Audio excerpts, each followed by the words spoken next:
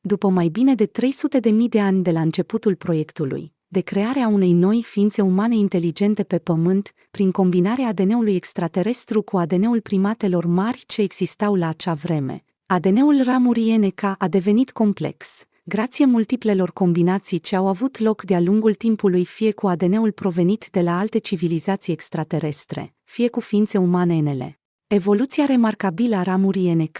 Aceasta s-a realizat prin înțelegere reciprocă între reprezentanții civilizațiilor extraterestre, care au fost interesați de hibridizarea noii rase de ființe ce se răspândise pe tot globul. Dar în timp ce ființele NL au fost cultivate cu grijă, iar evoluția lor a fost asistată de civilizațiile extraterestre benefice, ființele NK au fost lăsate oarecum să se dezvolte singure.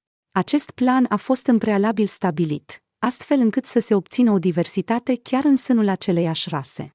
Experimentul a demonstrat că, deși ramura NK s-a dezvoltat mult mai încet, fiind lăsată în voia legilor naturale, tocmai prin aceasta ea a dobândit o deosebită forță vitală, fiind legată mult de pământ și de natură. Totuși, o parte dintre aceste ființe au fost hibridizate cu ADN extraterestru, creând astfel o și mai mare complexitate a însușirilor și capacităților lor, dar în cea mai mare parte ramura NK a fost lăsată să evolueze singură. Așadar, ierarhia calitativă a ființelor care existau la acea vreme pe planeta noastră avea la bază grupul mic de ființe IN, cu ADN în majoritate siriusian.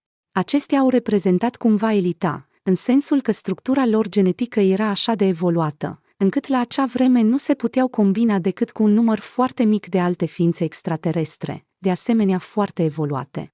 Din grupul de ființe IN au provenit mai apoi, prin specializare, ființele rafinate NL și ființele NK. Acestea din urmă au evoluat în ritmul lor natural, deoarece la începuturi diferența de frecvență vibratorie între NL și NK era prea mare, pentru a permite combinații naturale și eficiente între indivizii acestor două ramuri.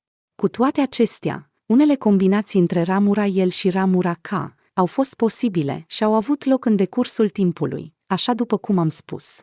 ADN-ul rezultat a fost o ramură secundară a ființelor NK, cu o conștiință mai rafinată, dublată de o bună înrădăcinare vitală pe planetă. Erau ființe puternice, capabile de eforturi deosebite, dar în același timp având un nivel de conștiință mai evoluat decât majoritatea populației de ființe NK, care se combinau doar între ele. Acele ființe NK mai elevate și mai puternice erau așa numiții semizei menționați în literatura din antichitate. La marile întruniri dintre reprezentanții civilizațiilor extraterestre, care vizitau atunci Pământul, s-a stabilit totuși ca acea ramură mai elevată, care derivase din ramura K, să nu fie susținută în continuare. Nu am înțeles prea bine de ce s-a luat o astfel de hotărâre, deoarece atunci am devenit foarte interesat de acele consilii ale ființelor extraterestre. Totuși, o ipoteză valabilă ar fi așa după cum am mai spus, că reprezentanții civilizațiilor extraterestre au dorit ca ramura NK să fie mai apropiată de specificul Pământului, fără ca în ADN-ul ei specific să existe o influență extraterestră prea mare, așa cum se putea observa de pildă, în cazul ființelor NL. Prima recunoaștere la nivel înalt a evoluției ființelor NK a avut loc acum aproximativ 28.000 de ani. Atunci semizeii au fost admiși în forul superior decizional al planetei, format din membri ai civilizațiilor extraterestre avansate care se aflau pe Pământ, precum și din reprezentanții ai ramurii NL. Mi s-au arătat fragmente în sinteză de la Marele Consiliu Planetar care s-a întrunit în acea perioadă, în locul pe care noi îl numim acum Teotihuacan, în Mexic. Directivele Consiliului Planetar din 26.000 înainte de Hristos. Din multe puncte de vedere, acea întâlnire multicoloră a civilizațiilor extraterestre care au păstorit ADN-ul în formare al ființei umane a fost un punct de cotitură pentru evoluția umanității pe Pământ.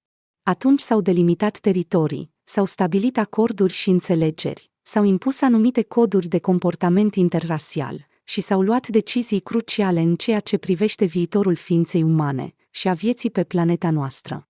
Acel consiliu m-a impresionat în mod deosebit prin mărimea, complexitatea și valoarea deciziilor luate în cadrul lui, cu privire la destinul umanității.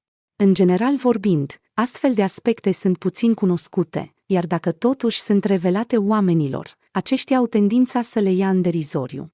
Asta se petrece mai ales pentru că omul comun nu are acces la informații directe de acest gen și de asemenea, pentru că el tinde să gândească în conformitate cu normele, legile și ideile ce sunt vehiculate în prezent.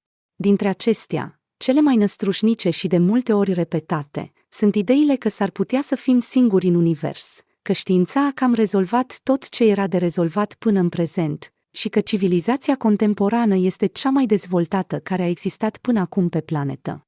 Totuși, pentru cei care sunt inteligenți și au bun simț, astfel de afirmații sunt doar rodul neștiinței și al manifestării unei viziuni foarte arogante.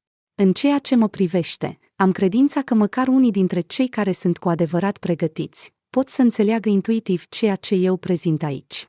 Chiar dacă relatările mele sunt o serioasă piatră de încercare pentru concepțiile actuale, aceste informații lămuresc o serie întreagă de elemente confuze, neclare sau eronate cu privire la istoria umanității și la originea ei. La urma urmelor, tot ceea ce eu fac este să prezint cât mai fidel ceea ce am văzut și discutat personal în legătură cu acest subiect, care este foarte vast și complex.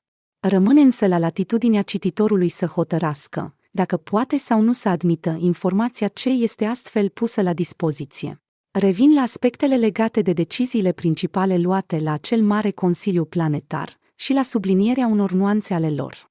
Admiterea ființelor NK în rândul forului de conlucrare planetară și recunoașterea nivelului de evoluție pe care ele l-au atins avea de asemenea legătură cu faptul că reprezentanții de seamă ai Marelui Consiliu manifesta un interes chiar mai profund decât simpla populare a unei planete cu o nouă rasă de ființe. Într-adevăr, planul inițial a fost crearea unei noi ființe umanoide inteligente și complex dezvoltate în univers. După mai bine de 300.000 de ani, acest plan prinsese deja contur și chiar evoluase în mod neașteptat de rapid, dacă ne gândim la mersul natural al lucrurilor și dacă îl considerăm la scară cosmică. Tocmai de aceea, Marele Consiliu Planetar de la Teotihuacan, din 26.000 înainte de Hristos, semnifica practic începutul retragerii raselor superioare extraterestre din implicarea în viața noii umanități. Scopul principal al proiectului inițial fusese crearea unei ființe umane superioare și popularea planetei cu această ființă nou creată.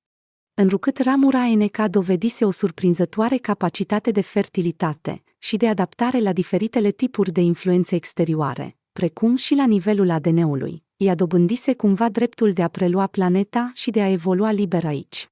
Prin contrast, ramura NL, deși mai evoluată atât din punct de vedere spiritual, cât și prin alte caracteristici decât ramura NK, era totuși mai fragilă din punctul de vedere al structurii genetice și al vitalității, astfel încât ea nu ar fi putut susține o dezvoltare continuă și energică a noii rase de ființe.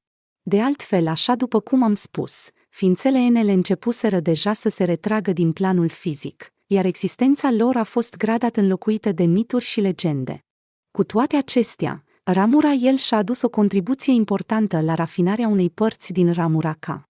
Prin urmare, siriusienii și celelalte civilizații extraterestre principale, care s-au implicat în proiectul de creare a noii ființe pe Pământ, au considerat că gena NK este suficient de puternică pentru a duce mai departe proiectul, care acum își urma un drum natural.